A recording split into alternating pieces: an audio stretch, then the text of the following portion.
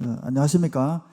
2023년 지역신문 컨퍼런스에 참석해 주신 여러분 진심으로 환영합니다. 저는 일반 세션 1의 사회를 맡게 된 지역신문발전위원회 김진호 위원입니다. 오늘 일반 세션 1은 지역신문 솔루션을 제시하자는 주제로 원주투데이의 최다니엘님과 해남우리신문의 조아람님이 차례로 발제를 진행해 주시겠습니다.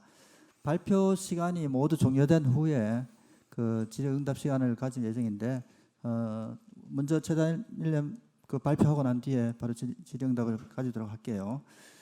그러면 먼저 원주투데이의 최다니엘님이 발제를 해주시겠습니다. 네, 안녕하세요. 저는 원주투데이의 최다니엘 기자입니다. 제가 오늘 발표할 내용은 소공인 수건 지역신문과 해결하다입니다. 소공인이라고 하면 종업원 10인 미만의 제조업체를 가리키는데요. 이 원주 소공인들이 어떤 문제가 있었고 그리고 원주투데이하고 어떻게 해결했는지 발표하도록 하겠습니다. 발표의 이해를 돕기 위해서 간략히 원주에 대해 소개하겠습니다. 원주는 한반도 중심 강원도 남서부에 위치하고 있습니다. 인구는 36만 5천 명 정도 되고요. 예산은 1조 7,580억 원 정도 됩니다. 강원도에는 18개 시군이 있는데 예산이나 인구 면에서 가장 큰 도시이기도 합니다. 원주는 강원도에서 제조업이 가장 발달된 도시입니다. 왼쪽 표를 보시면 강원도 전체에서 강원도 전체 GRDP에서 제조업이 차지하는 비중이 한 10% 정도 되는데 원주시는 17.9%로 강원도 평균을 상회하고 있지요. 그러다 보니까 강원도 전체 GRDP의 약 5분의 1 정도를 원주가 담당하고 있기도 합니다. 지금 말씀드린 것처럼 원주시 제조업이 원주 경제뿐만이 아니고 강원도 전체 경제에 상당한 영향을 미치고 있는데요. 그런데 원주시 제조업 2,523개 중에서 2,183개가 소공인입니다. 즉 원주 소공인이 지역 경제의 상당한 부분을 기여하고 있다는 말이지요.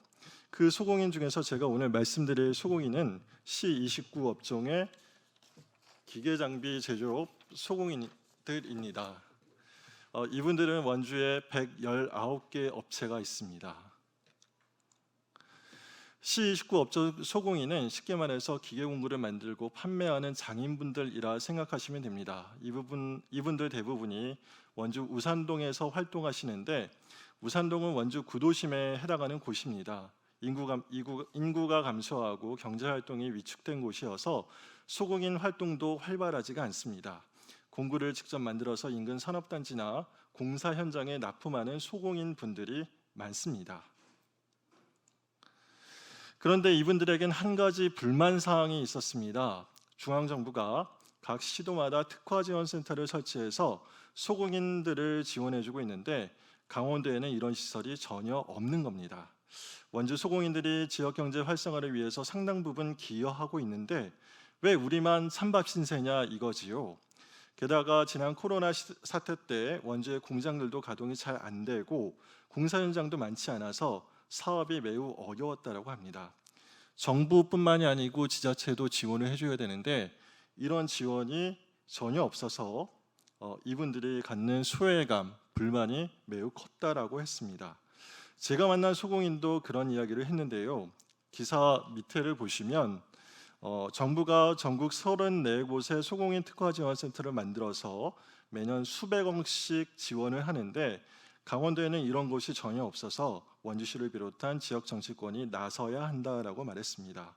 저는 이분 말씀을 듣고 직접 취재를 해보니까 정말 전국에는 소공인 특화지원센터가 다 설치가 되어 있는데 우리 지역에만 없더라고요. 그래서 이 기사를 보도하게 됐습니다. 기사 내용은 매우 충격적이었던 것 같습니다. 원주투데이가 관련 보도를 하니까 강원도 원주시가 관련 부서에서 저랑 취재한 소공인 협회에 문의를 해온 겁니다. 그러면서 정말 강원도 현실이 이렇게 열악한지 몰랐다. 물심양면 지원해 주겠다라고 약속합니다. 지역 소공인들은 기사가 나가기 전에는 누구도 자신들에게 관심을 갖지 않았는데 여기저기서 지원해주겠다고 하니까 깜짝 놀랐다고 했습니다. 그러면서 우리도 정부 사업을 따내보자 하고 결심하게 됐고 그렇게 만든 것이 강원 소공인 협회입니다. 소공인 협의회는 처음엔 소공인 2명으로 시작했는데 이분들이 저희 기사를 스크랩해서 주변 소공인들을 설득해서 10명 가까이 모이니까 소공인 협의회를 창립하게 됐습니다. 그렇게 해서 사무실도 만들고 현판식도 하고 또 소공인들만 가지고는 정부 사업을 따내기 힘드니까 유관기관과 협약도 맺게 됩니다. 원주투데이 같은 지역신문에 소공인의 힘든 현실을 알리고 지원을 호소하는 기고문도 제출하게 됩니다. 소공인뿐만이 아니고 지자체에서도 움직입니다. 원주시도 제 기사를 보고 저기 사진에 가운데 사진 위에 보이는 그 사진에서 키 크신 분이 원주시장님이신데 그 원주시장이 우리 소공인들이 정말 이렇게 열악한 상황에 처해 있는지를 알아보라고 관계부서에 지시하게 됩니다. 그리고 소공인을 적극 돕겠다고 의지를 밝힙니다. 그 원주시장의 지시로 관계부서가 지역 소공인들이 어떻게 활동하는지 조사하게 됩니다. 조사를 해보니까 실제로 소공인 대상 행재정적 지원이 미흡하고요. 공동기반 시설 등 인프라 시설이 미비했습니다.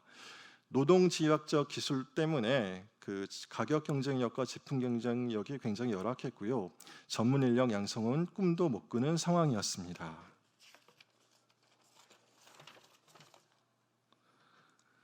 그래서 원주시가 이 사태를 어떻게 해결해야 하나 생각해 보니까 무엇보다 소공인 공동체 협력 체계를 구축하는 것이 필요하고 전문 인력 양성 프로그램을 개발해 운영하는 것이 시급해 보였습니다. 또 낙후된 도심에 도시재생 유디 사업을 추진해서 소공인 창업을 유도하는 것이 필요가 있다고 판단했습니다.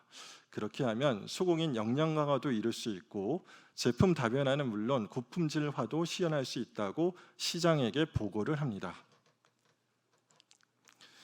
원주시장은 관련 보고를 받고 강원도와 협력해서 소공인 복합지원센터 사업을 따내자고 지시합니다. 그래서 강원도와 원주시가 용역을 추진한 게 2023년 소공인 복합지원센터 구축 운영 타당성 조사 용역이었습니다.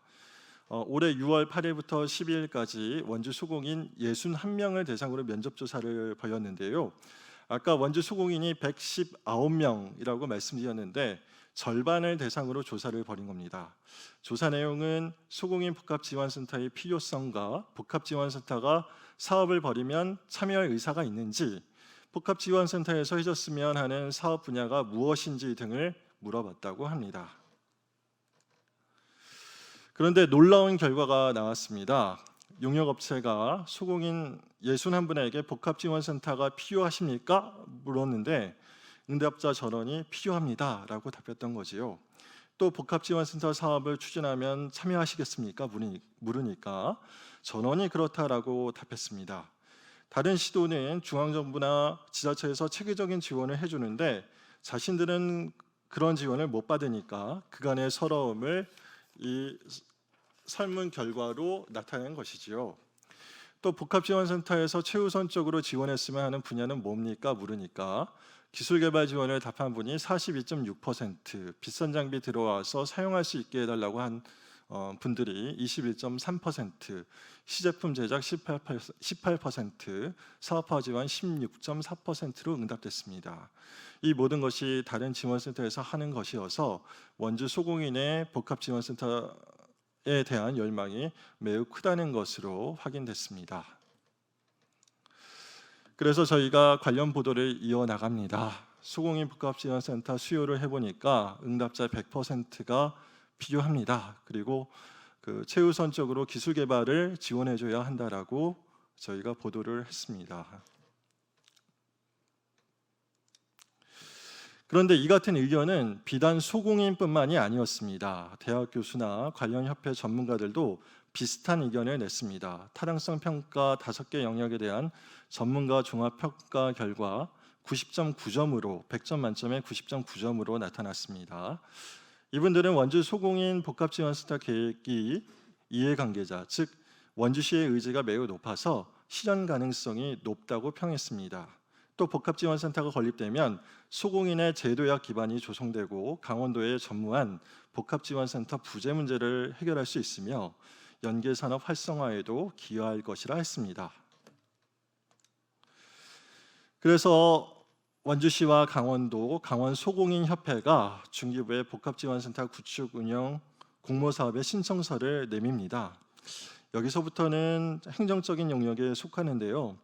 원주시 입장에서 그 말씀을 좀 소개해 드리자면 저희가 원주 문학에 빈 건물이 있는데 여기에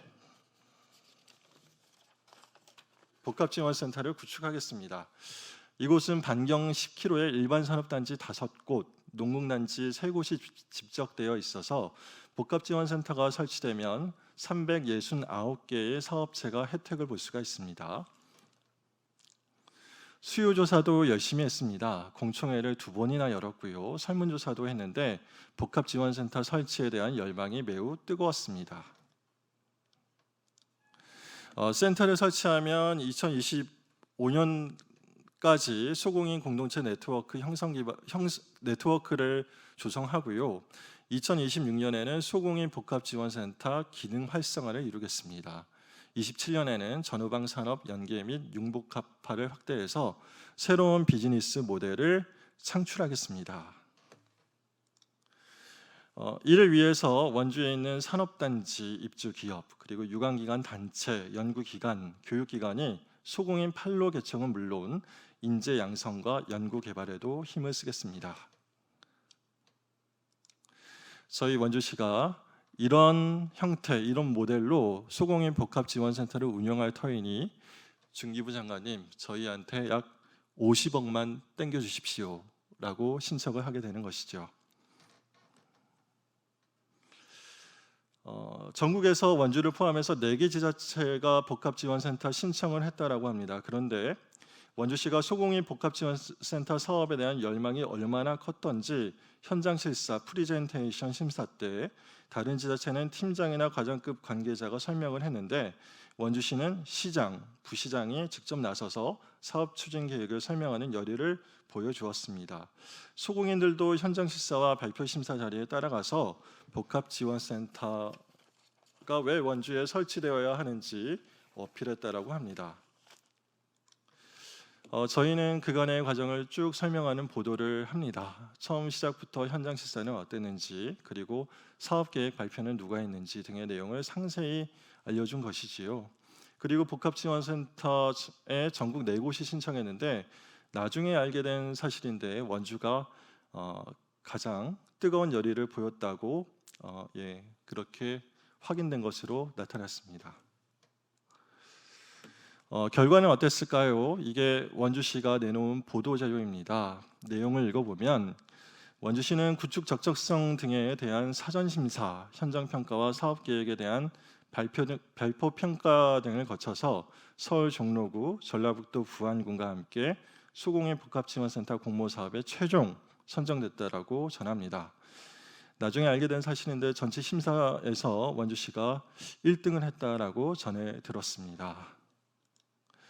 제가 첫 보도를 한 게 작년 11월이었는데 이 마무리 보도를 한 게 올해 7월이었습니다. 그러니까 저희가 근 10개월 동안 거친 그간의 과정들을 마무리하는 기사를 작성하게 됩니다. 다시 요약해서 말씀을 드리자면 전국의 다른 광역시도에는 다 있는데 강원도에만 없다는 소공인들의 그 푸념, 하소연을 듣고 취재를 시작하게 됐고요. 기사를 써서 보도를 하니까 강원도 원주시가 관심을 갖고 소공인들에게 지원 약속을 하게 됩니다. 소공인들은 스크랩한 저희 원주투데이 기사를 갖고 다른 소공인들을 설득해서 강원 소공인협회를 만들게 되고요. 강원도 원주시는 정부 사업에 도전해 50억짜리 사업을 따내게 됩니다. 원주투데이 신문 보도로 인해서 원주 소공인은 그간의 수건 사업이었던 정부 지원 채널을 갖게 됐고요. 또 보도가 계속되면서 협회 규모도 처음 2명에서 시작됐는데 지금은 150명까지 늘어났다고 합니다. 강원도와 원주시는요, 강원도 최초로 정부로부터 소공인 복합지원센터 사업을 떠날 수 있었고요. 이를 바탕으로 원주시 내 다른 업종 소공인은 물론 도내 다른 시도까지도 소공인 복합지원센터 사업을 추진할 것이라 했습니다. 이런 내용은 아마 중앙방송이나 중앙신문이 결코 흉내낼 수 없는 지역신문만의 강점이라고 생각합니다. 여러분이 계신 곳에서도 여러분의 보도가 지역에 긍정적인 영향을 끼치기를 소망합니다. 감사합니다. 네, 잘 들었습니다. 발제를 해주신 원주투데이의 최다니엘님에게 감사의 말씀을 드립니다. 그럼 지금부터 객석에 계신 참가분들에게 발제에 대한 의견이나 질문을 받도록 하겠습니다. 질문 있으신 분 또는 의견 있으신 분 손 들어주시죠.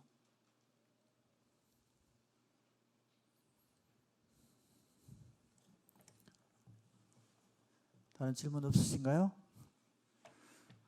그럼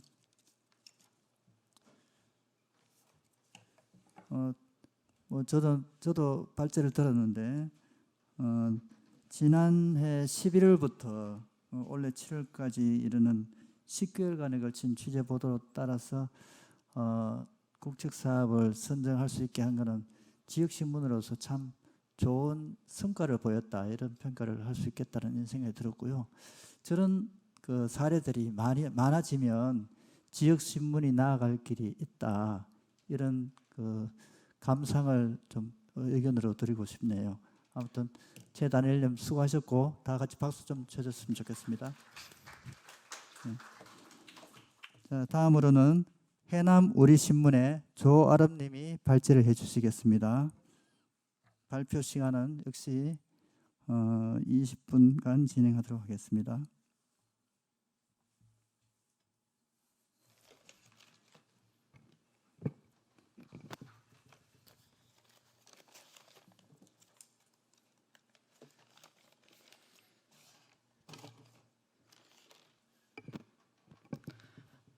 안녕하십니까. 두 번째 발표를 맡은 해남우리신문 조아름 기자입니다.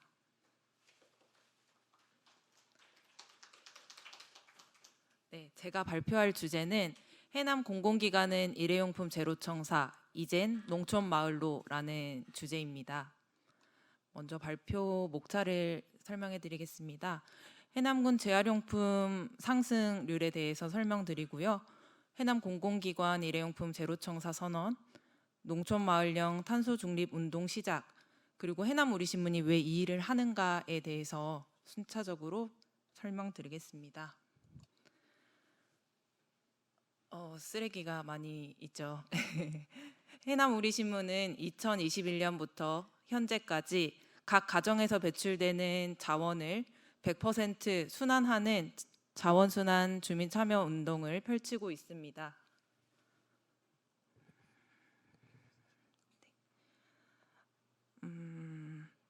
우리신문과 해남군이 이 운동을 펼치는 이유는 사진에서 보시다시피 많은 자원들이 제대로 분리배출되지 않고 쓰레기로 배출되고 있기 때문입니다. 이 중에서 분리된 자원이 실제로 재순환되는 율은 42% 정도였습니다. 이에 우리신문과 해남군은 벌써 3년째 자원순환 운동을 펼치고 있고요. 올해 들어서는 60%까지 재활용률이 상승했습니다. 현재는 1,700명 정도 각 가정과 사업장 그리고 사무실에서 참여하고 있고요. 유치원, 학교, 아파트, 마을까지 확대되고 있습니다. 각 가정에서 아이들이 학부모와 함께 자원을 순환해서 배출하고 아파트, 마을에서도 각각 참여하고 계십니다. 올해 해남우리신문은 이 운동을 조금 더 큰 범위로 확대하였습니다. 우리가 언제까지 이렇게 자원순환 제대로 분리배출만 하는 게 아니라 이제는 이 자원 자체를 사용하지 말자, 일회용품 사용을 줄이자라는 운동을 펼쳤는데요. 좀 근본적으로 이 원인을 제거하고자 일회용품 제로청사 운동을 펼치게 되었습니다. 이 운동을 추진하기에 앞서서 해남 지역에 위치한 공공기관들을 방문했고요. 각 기관의 참여 의사를 물었습니다. 대부분의 공공기관에서는 함께 참여하겠다라고 밝혔고 지난 5월 20개 공공기관이 함께 참여하여서 업무 협약을 체결하였습니다. 그런데 문제는 이 공공기관들이 얼마나 제대로 잘 각 기관에서 실행을 하느냐의 문제였는데요. 여기서 저희가 주목한 게 그린워싱이었습니다. 각 기관들이 친환경 경영을 하겠다고 이렇게 신문에 보도는 했지만 실제로 현장에서는 그 운동을 제대로 하지 못하는 경우가 많았습니다. 그래서 해남 우리신문은 이 그린워싱에 그치지 않도록 제로청사로서 각각의 역할을 할 수 있는 방법을 고민하게 되었습니다. 해남 우리신문이 주도하여서 해남군과 공공기관의 연결고리 역할을 하기로 결정을 하였고요. 해남군청 실무부서와 함께 각 공공기관을 방문하여서 실제로 잘 참여하고 있는지 저희가 점검을 하기도 했고 현장을 바탕으로 교육을 진행하였습니다. 사진을 보시면 함께 이렇게 둘러 모여서 축협의 경우에는 방문하시는 그 손님들이 굉장히 많은데 우리는 일회용 컵에 커피를 내어주고 있다. 그런 고민들을 저희와 함께 나누었고요. 그러면 어떻게 하면 일회용품을 이 공간에서 줄일 수 있는지 그런 방법들을 함께 고심하고 제안을 드리기도 하였습니다. 저희는 일회용품 제로 청사를 매주 신문에 연재 보도를 하였는데요. 이 연재 보도를 통해서 각 기관들은 그린워싱에 그치지 않고 실제로 우리 청사에서 어떻게 실천을 할 것인지 고민하고 그 방법들을 의무적으로 직원들과 함께 나누기도 했습니다. 사진에 보이는 소방서에서도요. 실제로 기존에 사용하고 있던 모든 그 일회용품들을 정리하고 이제는 다회용 컵을 사용하겠다고 실천 서약을 했고요. 이러한 실천 의지들을 저희는 신문에 매주 연재 보도하였습니다.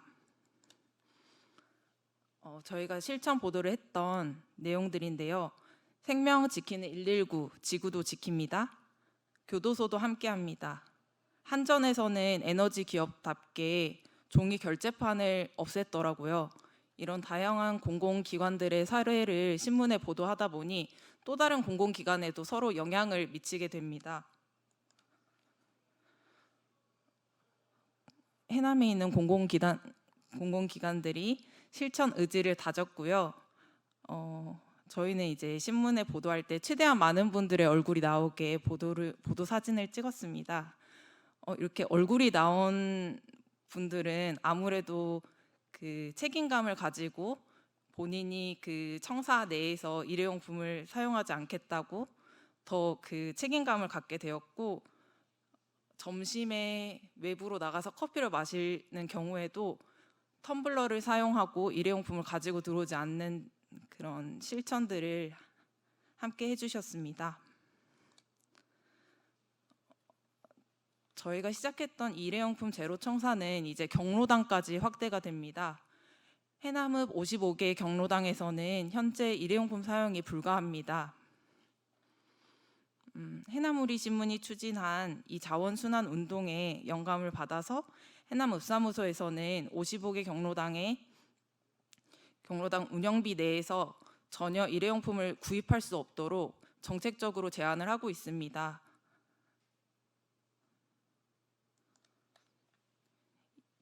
이 운동이 이제는 농촌, 해남읍을 넘어서 농촌으로도 확대되고 있는데요.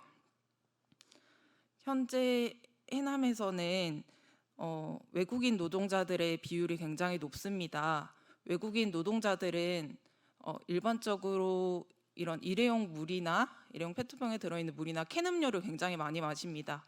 그런데 분리배출을 전혀 하지 않고 마을에 태우거나 혹은 그냥 소각하거나 마을 언저리에 버리는 경우들이 굉장히 많아서 저희 농촌의 또 다른 문제로 떠오르고 있는데요.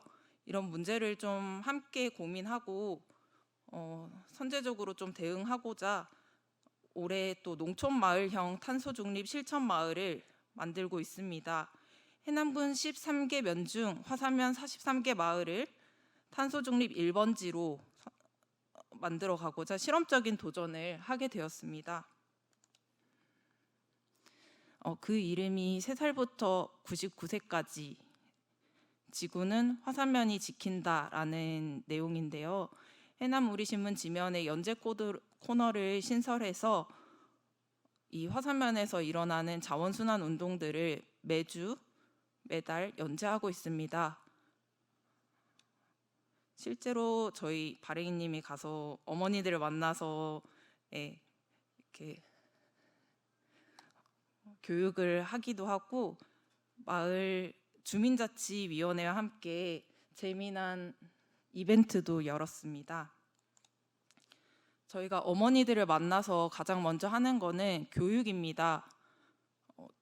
여러분 앞에 저도 한 가지를 가지고 나왔는데요. 네. 보통 어머니들이 교육을 하면은 굉장히 좀 어려워하실 거라고 생각하는데 어머니들이 주로 드시는 홍삼 캔디 이것도 모두 자원이 다 분리배출이 되고 재활용이 가능한 건데요. 그래서 어머니들 앞에 홍삼 캔디도 가지고 갔었고요. 어머니들이 또 많이 마시는 맥심 이것도 모두 자원순환이 됩니다. 그래서 어머니들께 설명드릴 때는 이걸로 커피를 젓지 마시고 커피만 타시고 그 커피를 젓을 때는 수저로 하시라. 그러면 이걸 그대로 자원으로 재순환할 수 있다고 설명을 드리고 있습니다. 그리고 약봉지도 가능합니다. 이렇게 좀 어머니들에게 쉬운 방법들로 저희는 교육을 드리고 있고요. 이 교육을 바탕으로 각 마을에 자원순환 운동이 퍼지고 있습니다. 화산면은 자원순환률이 14개 읍면 중에서 꼴찌를 할 정도로 굉장히 조금 미흡한 점이 많았던 동네였는데 이 2번의 교육을 통해서 전체 2등으로 오를 만큼 자원순환 운동이 크게 일어나고 있습니다.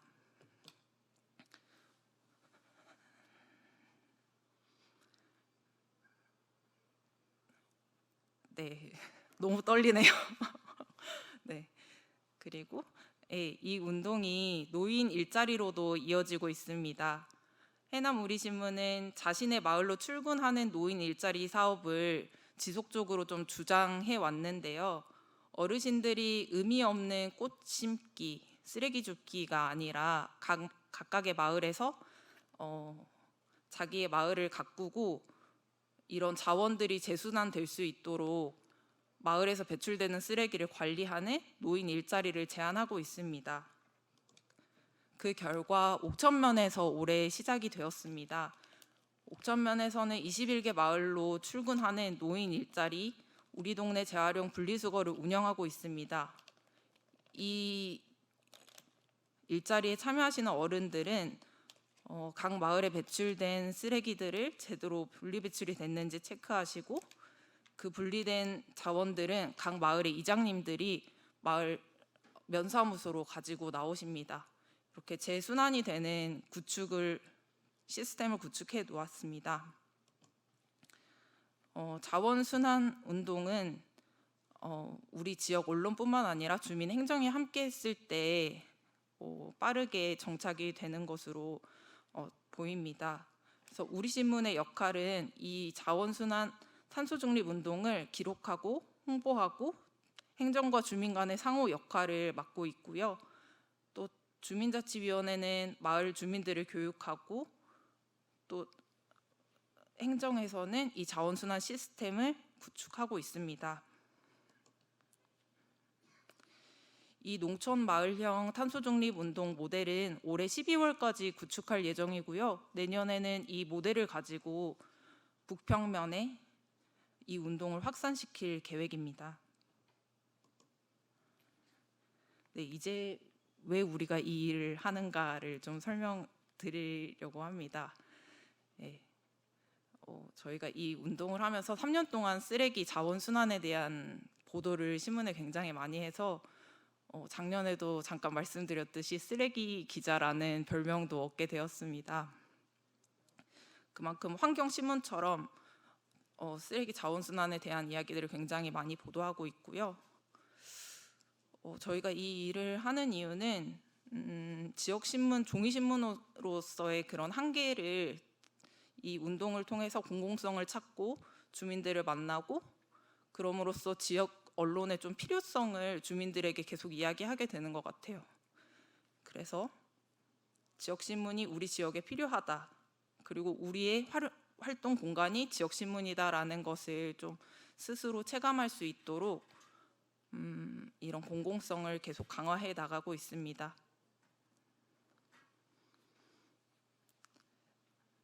네, 그리고 저희가 다양하게 좀 이런 운동을 굉장히 많이 해왔는데 사실 이런 운동을 저희가 앞장서서 하고 있지만 신문에서는 우리 신문이 이렇게 주도해서 하고 있다고 전혀 발표를 하지 않습니다. 그 공을 늘 행정이나 공공기관 혹은 주민자치에 돌리는 게 저희의 그런 지속성을 보여왔던 것 같아요. 그래서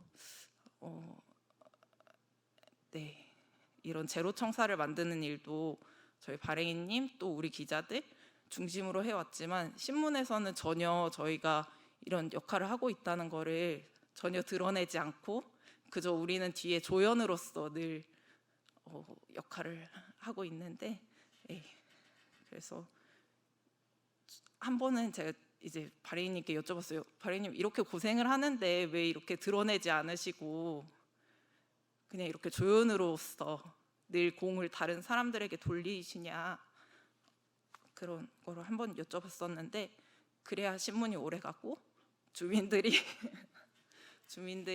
우리 신문에 대한 그런 신뢰도를 갖게 된다. 함께 할 수 있고 그러려면 늘 그 공을 다른 사람들에게 돌려야 된다라고 말씀하시더라고요. 네, 그래서 저희 신문의 역사가 조금은 12년 정도 되었지만 지역에서 사랑을 받고 그 역할을 해 나가는 것 같습니다. 이상으로 발표를 마치겠습니다. 네, 잘 들었습니다. 해남 우리 신문의 조아람님께 감사의 말씀드립니다. 그럼 지금부터 객석에 계신 참가자분들에게 발제에 대한 의견이나 질문을 받도록 하겠습니다. 의견이나 질문 있으신 분 손 들어주세요.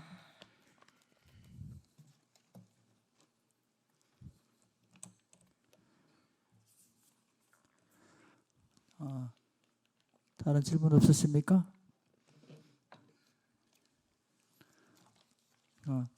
지역신문의 아무튼 환경운동에 대한 기여 이런 것들을 해남 우리 신문이 참 잘 보여주고 있는 그런 사례라고 생각합니다. 그 해남 우리 신문의 그 발행인 분께서 이제 뒤에 조연으로서 한다 하는 그런 말씀도 굉장히 인상적이시고요. 어쨌든 우리 지역 언론이 지역에 있어서 꼭 필요한 존재라는 걸 알리는 여러 가지 수단 중에 하나로서 환경운동에 기여하는 것도 굉장히 좋은 주제라고 생각하고요. 더구나 지구적인 환경위기 또 기후위기 이런 것들이 지금 앞으로 미래에 큰 화두가 되고 있는데 이런 것들에 우리 지역신문들도 같이 관심을 가지고 앞으로 공동주제로서 여러 가지 방면으로 취재를 하고 이거를 지역민들에 알리고 또 새로운 정책을 찾아가는 것들이 우리 지역신문이 나아가야 할 길 중에 하나라고 생각합니다. 그런 의미에서 좋은 발표였다고 생각하고 격려의 박수 부탁드립니다.